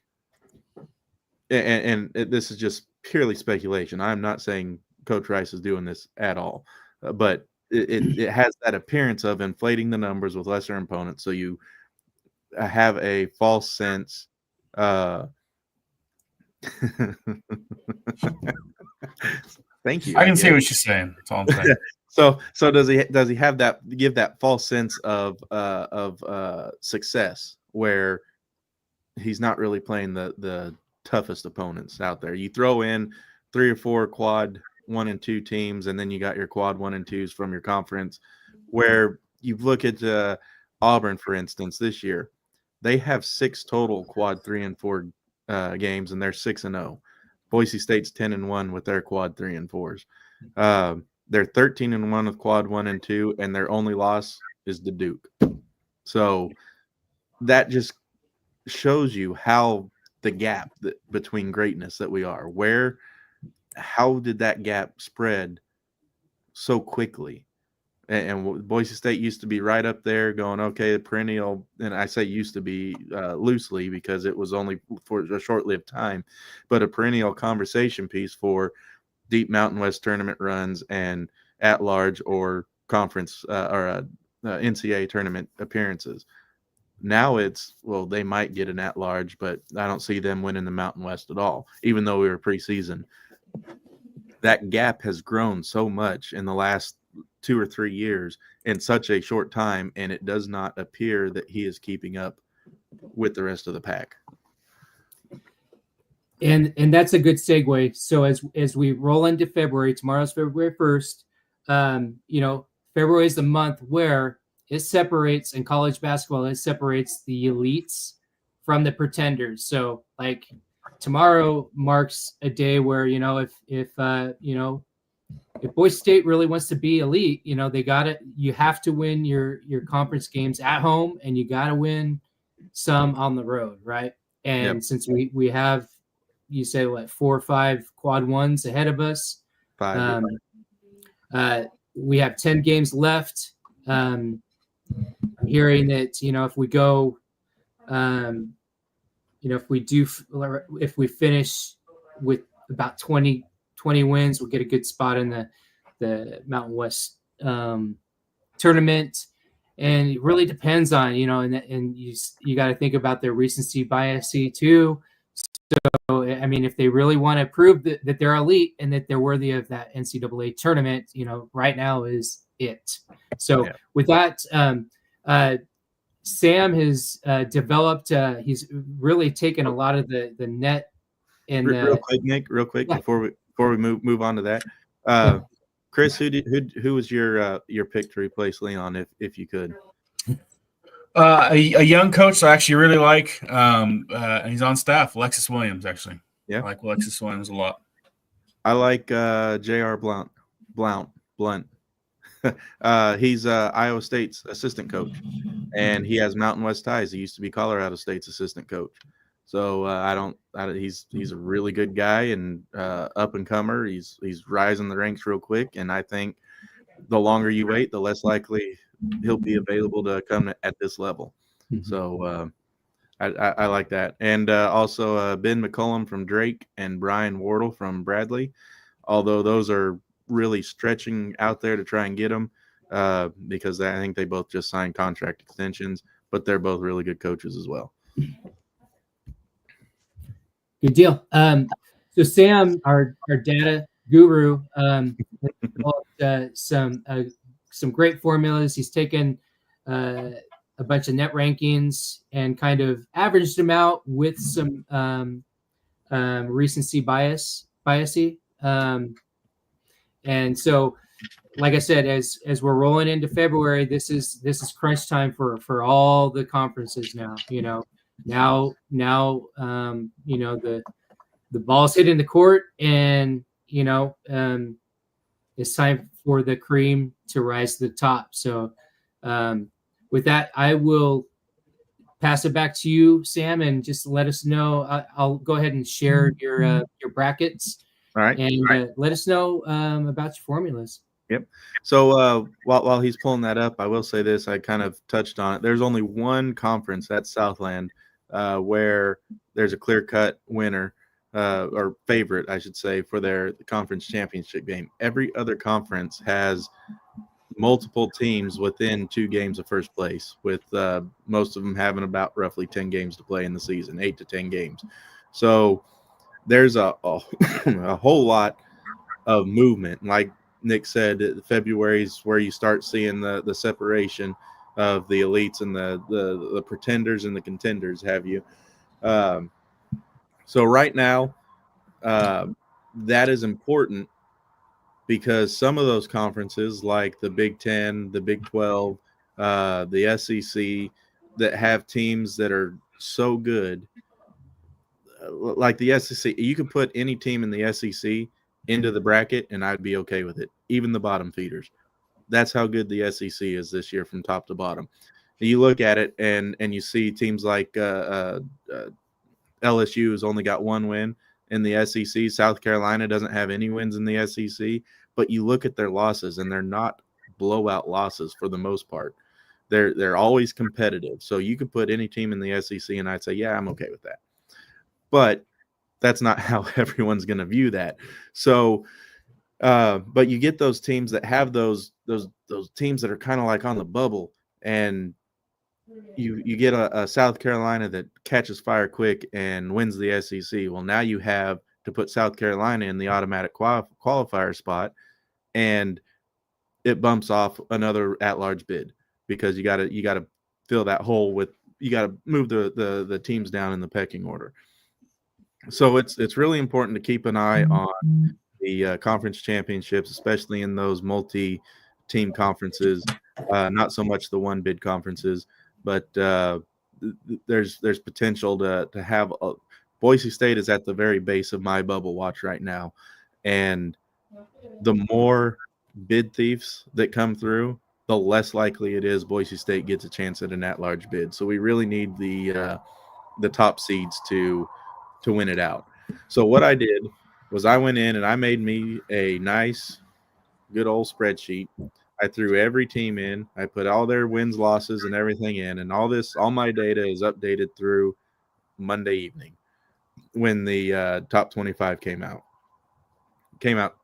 Monday afternoon, but I plugged everything in Monday evening. And through all the compiling and crunching and the formula that I just kind of give you guys a background, I started working on which formula I wanted to use when we lost the Fiesta Bowl. and I didn't want to regurgitate what ESPN was saying or CBS Sports or anybody else. I didn't want to be just a mouthpiece for those outlets. I wanted something that I could say, this is Sam Talk Sports material. You're not going to see this anywhere else. And my very first formula had UC Davis, or excuse me, UC Irving as a 10th ranked team in the nation. So that's where we came from. So we went from UC Irving being a top 10 team to, okay, now we got it more leveled out. So it doesn't exactly mirror the top 20, the current AP and coaches poll top 25, or it doesn't exactly mirror the net or the BPIs, but it's similar and different. And just give you an example, I have Tennessee at number 4 in my top 25. They're 8 in the AP and the coaches poll, but that's just because of the formula I use. I'm not going to use anything that they have, so they can't say, "Hey, you copied us, so we're going to go ahead and get you for that." So just because I have Tennessee as a number 4 ranked team does not mean I need to have them as a number 4 seed. That's just a guideline for picking. Whenever you put these brackets together, you got to take in consideration region, where the championship games are going to be played. I think the NCAA made it now where you can have home court advantage in the first 2 rounds, I believe, but after that you cannot play on a home court advantage. You can't have home court advantage. So there's a lot, and I used to really scratch my head of why UConn was playing on the West Coast until I decided to build my own bracket. I'm like, oh, that's why some of those matchups that I scratched my head at in the past had to happen. So that being said, we'll dive right into this. My number 1 overall seed in the South region is Auburn. And I know I'll catch some flack on some of these, and that's okay. We're not meant to agree with each other all the time. But my number 1 overall seed is Auburn. Then Duke would be my other number 1, and Houston and Iowa State. Or excuse me, not Iowa State. I used to have Iowa State in there, and I just changed them out for Florida. So that I don't think that I actually have that updated right now with what you have, Nick. But I like Auburn being the number 1 overall. I think that the only other team that could be number 1 is Duke, and I don't think they'll take that spot unless Auburn gets an upset, which is very likely because the SEC this year, I've said it many times tonight, they are stacked. They're in my top 25, there is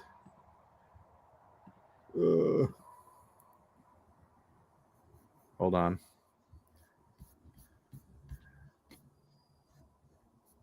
There we go. My top 25, there's 1, 2, 3, 4, 5, 6, 7, 8, 9 SEC teams in the top 25. And every single one of them, except for South Carolina, is in the top 75. I think LSU's at 71. South Carolina right now, I believe they're 1 game away from junk bond status. They're good. Don't get me wrong. They're competitive. Let me rephrase that. They're competitive, and they could very well make a run in the tournament and knock off some of these other teams and still one of those bids. But between Oklahoma, Arkansas, LSU, and South Carolina, that's the bottom 4 of the SEC. I would take them over anybody else outside of the Big Ten and the Big Ten, Big 12, and the Big East. I would take those 4 teams over anybody else, and that's saying much. Even over Boise State, that's saying a lot. So sorry, I'm kind of fangirling a little because that's it's just crazy that I think at one point every single SEC team was above 500 and in the top 70 at one point this year. That was ridiculous. So Auburn winning the SEC, if they do, I believe an SEC team's going to win the championship this year. I just don't see any other way around it. They're too good this year. If they packed the season up now and said, "Hey, whoever wins the SEC tournament, that's who we're crowning national champion," I'd be okay with that. The sponsors and the donors, they wouldn't, but I would. So, going on to the next number one being Duke. Duke is one of those teams that they're just insanely good this year as well. In the ACC, there's really they're the cream of the crop of the ACC. The next closest to them in my rankings is Clemson at 29 and Louisville at 30, Pittsburgh at 35. I think the ACC is going to get those four teams into the tournament as well. And I have Pittsburgh as one of the last four buys. Houston in the Big 12, they're the other number one. And if my mouse would work, there it goes. The Big 12 has 1, 2, 3, 4, 5, 6, 7. I think I got 7. Big 12, where are you? There you are. 8. I've got 8 teams in the Big 12 making it this year so far. Now that could change. There's been a lot of games played, but and some movement in my rankings. Let's see, Cincinnati. I don't think they're going to make it. West Virginia's kind of on the line. I don't think they're going to make it. They'll probably drop down in my rankings. Right now, I have West Virginia as my last 4 in, so we're just have to. I'll monitor that and update it. I'm going to try and put these updates out, and I'll post them into the BNU group once a week at least on Tuesday or Wednesday. So be on the lookout for that. The final number one is Florida, again out of the SEC. You could really put any of the top 5 in the SEC as one of the number 1 seeds, and it'd probably track. And I don't think I have to say again how good the SEC is this year, but I will. You could put Auburn, Tennessee, Florida, Alabama as the top 4 seeds, 4 number 1 seeds, and it'd probably be okay. I don't think you'd get argument out of anybody outside of Duke fans and Houston fans.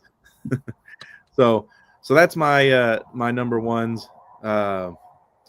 Looking at the 11 seeds, which are the playing games, kind of giving you an idea how they picked the 11 seeds. We put all the teams we think are worthy of the tournament into a pool, and we put them all out, and the lowest ranked teams that aren't conference champions, that's how they choose the 11 seeds. So I've got North Carolina barely squeaking by, getting in as an 11 seed. San Diego State as the third Mountain West team, getting in as an 11 seed. And West Virginia and North Texas getting in as 11 seeds. So get down here to my 11s. There we go. So I've got North Carolina playing West Virginia and San Diego State playing Northwestern as the 2 playing games there. The 16 seeds are the 4 lowest seeded conference champions. The 16 seed playing games. And I've got Omaha playing American University out of the Patriot League, and Morehead State playing Long Island University in the East region. So there's a cat under my table I just stepped on. Keep you on your toes. Yeah, that's my my bubbles. My first four out is SMU, UC San Diego, and UC San Diego is one of those teams that they really could be a last four in school, and they might well still get an at-large bid if they can put together a good run in the what is it, the Big West? Yeah. The Big West could get two schools in. UC San Diego is not playing bad ball. They just have UC Davis or UC Irvine in their league who's playing better. So depending on how the bubble kind of goes and how the conference tournaments fare out, you could see the Big West get UC San Diego and UC Irving in there, and I wouldn't be against that either. UC San Diego is ranked 50. UC Irving is 46. UC San Diego is 50. So they're not out. It's not out of the realm of possibilities to get in there and see that.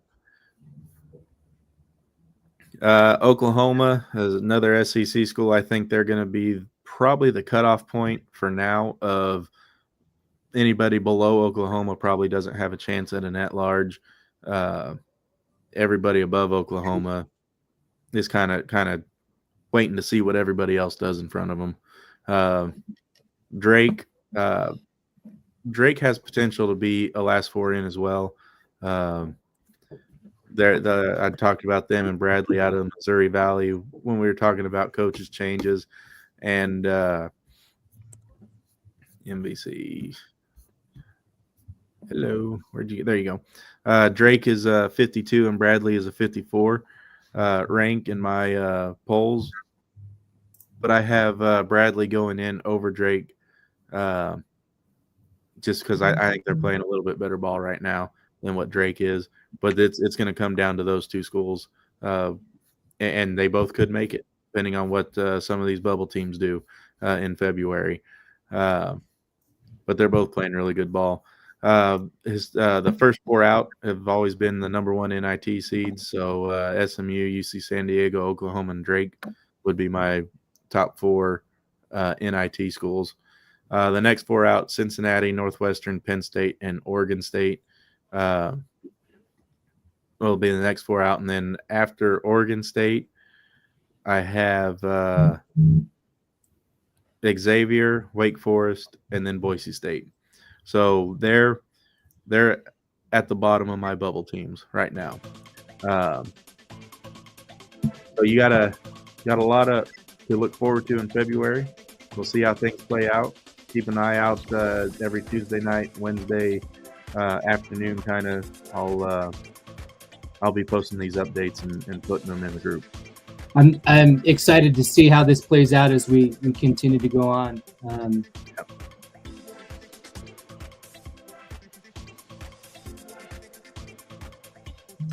Well, Chris is going to be leaving us, and then when we come back from the commercial break, we'll push into some Bronco Nation updates in my wheelhouse. So really appreciate you joining us tonight, Chris. Appreciate you. Absolutely. So much. Yep.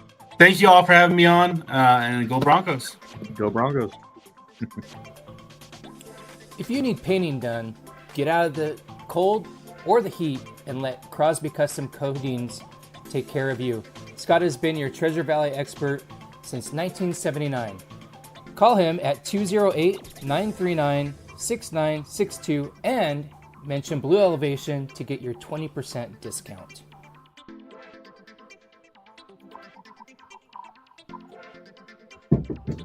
That's some really good stuff that you shared with us. It's a plethora of information. I'm glad you did it, because every time that I hear you explain it, it gets me, more in depth into the college basketball scene that I normally would be. Like I was telling you earlier this week, that I'm outside of Boise State. I'm more of a recency biased individual. So, I actually dig stats, and I really appreciate you putting all that time and effort. And yeah, like I said, I look forward to seeing how it changes from week to week, and we'll see. Like I said, February is where where teams separate themselves. So for me right now, I have my top 4 seeds, and again, like I said, part of goes into my decision making is that recency bias. See, but I have my 4 that I'm keyed in, and actually the third one I can't decide. There's 3 that are vying for that spot, but for me, I have Auburn. I just think that Bill Self is doing an awesome job there. Every time I turn around or read something, I see that they're just crushing it. And then Duke, if you would have went back about 10 years ago, or even, when Coach Krzyzewski was there, I always rooted against Duke. But right now they have Cooper Flagg on their team, and he's just an absolute stud. And so, I've kind of, my mindset is flipped, and I'm not so rigid anymore as I get into my older age. So I have Duke in there, as my 2, and then I have Houston as 3. Sampson's just always he's a Hall of Fame coach. I would like to see him do a little bit better in the tournament. He usually does really well in the regular season, and lately he's kind of sputtered in the tournament. So I'd like to see him find some success, as he's getting older.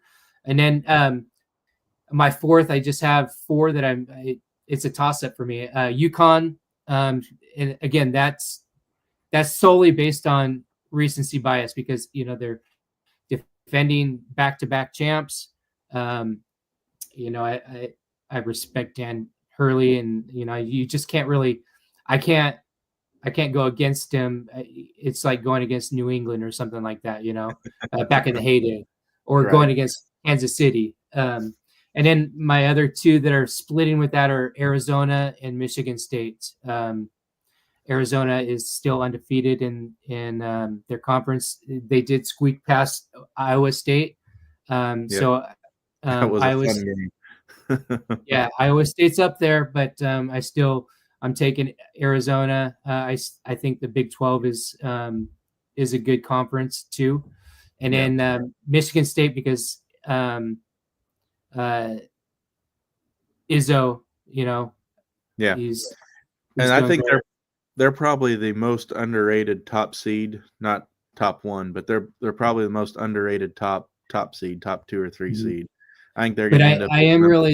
I'm looking forward to the Kentucky Arkansas game with Coach Calipari coming back in town. That's going to be awesome. I'm going to watch that game.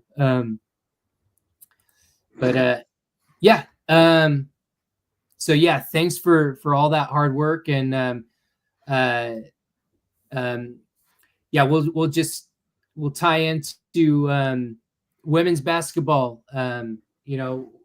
The spotlight does go a lot on the men's basketball, but let's not forget about women's basketball. Right now, they're currently 15-7. They're 5-4 in conference, so they're tied for 5th in league, I believe, with Fresno. They have a game tomorrow in Laramie, Wyoming. Wyoming's right above them, and their record is 2-9 overall, 6-3 in the Mountain West. So hypothetically, if they beat Wyoming, they're going to go back. They're going to slide up a spot into 4. They did just have an awesome win against New Mexico, who was at the time 2 or 3 in conference. Lately, Tatum Thompson has really been crushing it. We knew she had it in her, but she just currently came off a 4 consecutive double-double performance. She was 1 rebound shy from breaking the Boise State record for 5 consecutive double-doubles. Wow. Yeah, she had 9 rebounds. Another mention should be Maya Hansen's really been crushing it lately. She's been leading the team in scoring, like been up there or leading the team the last 3 games. Last game, reason why we're so successful is Danny Bays just went on fire from beyond the 3-point line, and that's what really helped him cruise past New Mexico. But they do have a tough game tomorrow in Laramie. It's going to be on the Mountain West net, just like the men's game is. Yeah. If you're local here in Boise, you can catch the men's game on KTVB 7.2, the sister station. Chances, I like the women's chances to make the tournament more than I do the men, just because they are more consistent season. And I hope hopefully here in the next month, like I said, in February is when the elite rise to the top, and the same thing goes for the women too. So I'm hoping that they continue to ride that big win against New Mexico well into February. Perhaps maybe even I think they still have a shot at the regular season conference championship. They're 3 games outside of first place right now, so it's definitely a shot. Yeah. And that's needed for Gordy. Like I said, he's not immune to my 5-year, my 5-year rule. So I'd like to see him capture one, because he's got over 300 wins in our history. They got some good momentum going too. They've won 3 of their last 4, so going into Laramie, that'll be a fun game to watch. Yeah, so I do like their chances, and as they progress, hopefully we can you can do your magic with your formula, and we can track the women's side of it too.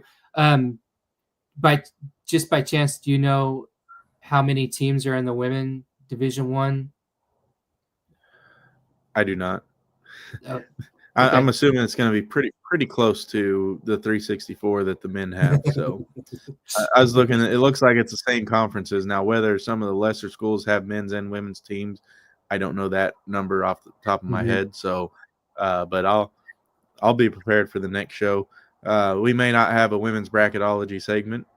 Maybe they make another run or 2 over the next couple of weeks, and they start getting up there where they're okay. We might need to pay attention to their postseason play, because as it sits right now, I don't see them as an at-large. They could get there by the end of the year, but right now I think their only path in is winning the Mountain West tournament. Yeah, but it would be awesome to see the whole picture of it leading into like the selection Sunday, just to see kind of where maybe they're seated if they do win the the tournament. Yeah, for sure.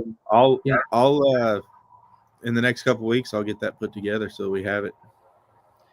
Yeah, and then so next let's talk about the women's gymnastics. They were the 2024 Mountain West champions.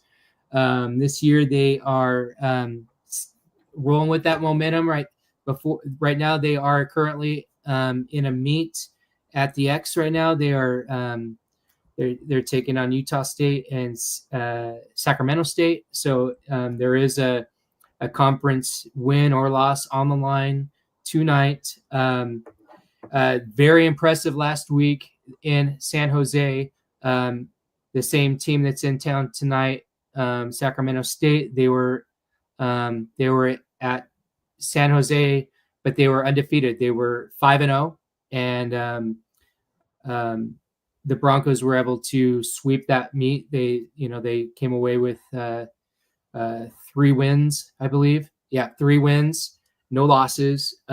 So going into today's meet, they are currently 6-3-1. 6-3-1, and then overall, and then 1-0-1 in the Mountain West. Emily Lopez is continuing to be very dominant. She is. She has picked up 2 consecutive Mountain West Specialists of the Week on bars. Nice. We also have an emerging freshman, Alyssa Boulage. She has picked up 2 Mountain West Freshman of the Week as well, and also a co-champion in the vault once, and then in a meet, last week's meet, and then before that she did pick up another vault champion in another meet. And the women, they're really starting to pick it up. We lost some really experienced seniors last year who were consistently making it into the postseason. This year's the younger women they're stepping up. So last week in San Jose, we saw 4 meet champions in all those different criteria. We had 2 co-champions in the floor. We had Blake Pascal, and then another one, Emily. Her last name is escaping me, but she's a freshman. And then we also had, like I said, Alyssa Boulage took the co-vault champion, and then Emlo took the bars again last week. So things are looking great. I like their chances to repeat as Mountain West champions. I'm gonna go ahead and just give a quick update here. Wow, they look really good right now. Right now, I think they're in the round 4. They're currently ahead, and it looks like Utah State still has some rotations to go. But currently, the score is 195.925 for Boise State, 193.67 for Sac State, and 166.7 for Utah State. But I believe they'll probably still have one more rotation because that's awfully low for that. So, but as soon as this wraps up, you can look. That's 2 meets in a row they beat Sac State, then, right? Right, and they were coming in like I said, they were undefeated going into last week's meet. But so again, once that wraps up, look for an update in Bronco Nation updates, as well as our other platforms on Bronco Nation, Instagram, X,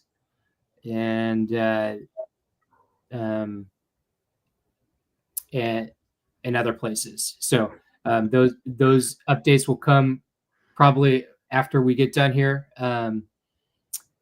But it's exciting. And that's what that's where my passion is. It's not for me. It's not just a football and a basketball school. I want as we continue to progress as a mid-major, my vision through Blue Elevation is to support Boise State so that we're racking up championships in all different sports.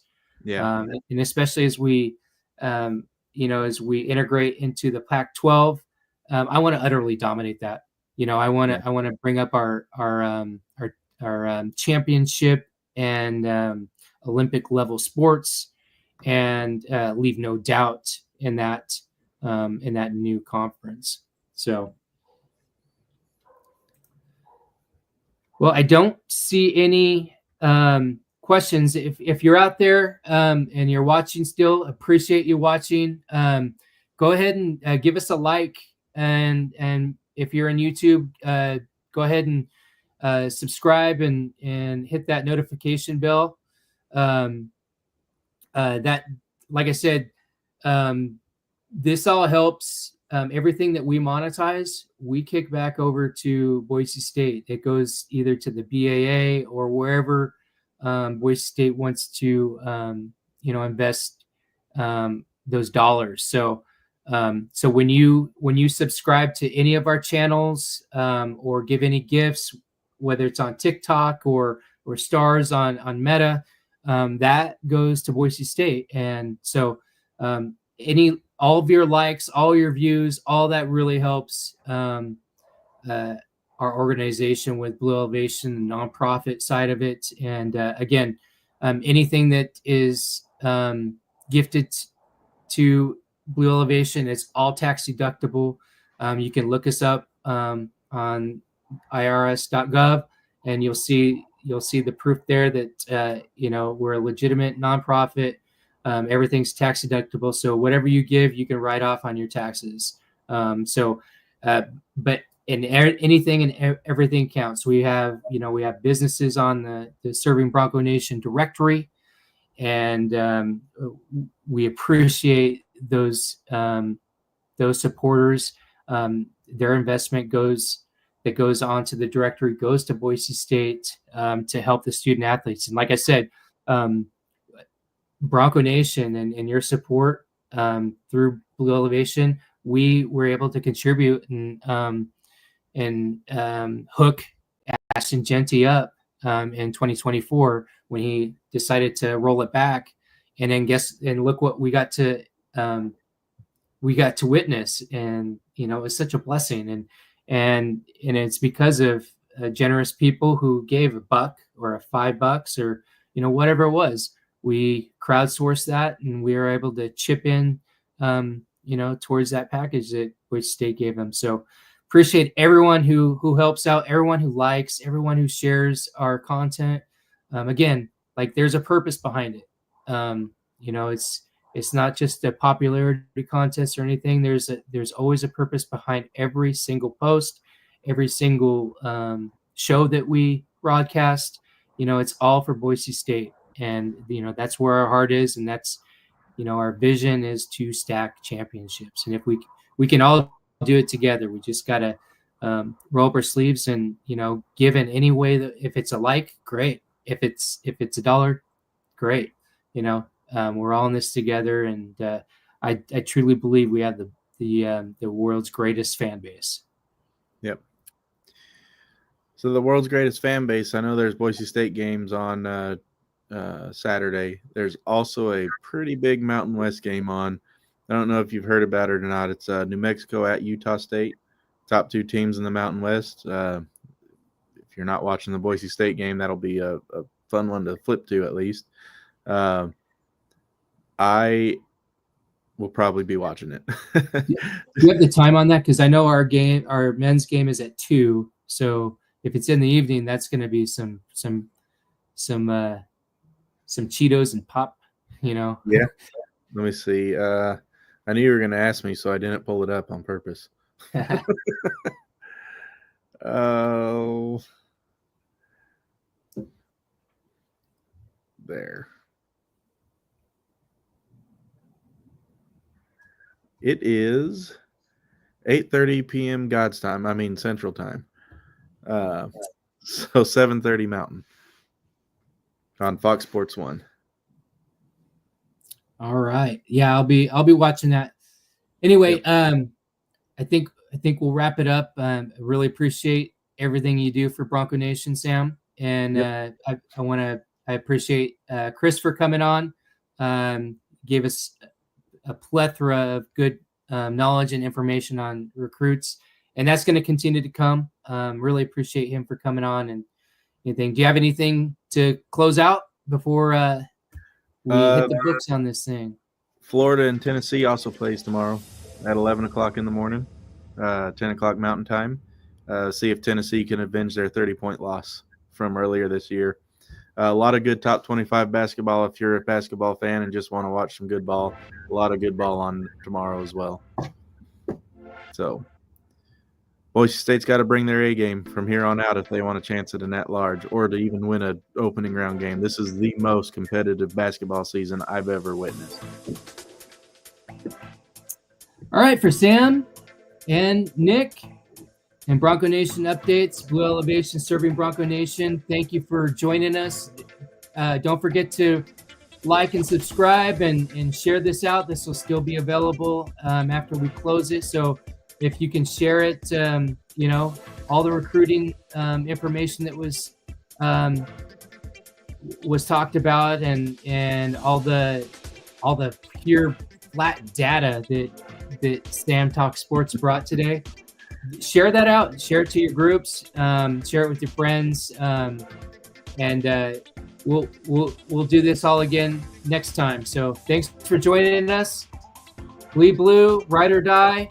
Go Broncos. Hey, if you're looking for more followers, clients, or customers, check out ServingBroncoNation.com and get your business added to the directory. When you purchase a tax-deductible plan, you are investing in Boise State and getting access to millions of views throughout the year on the directory and the Bronco Nation network.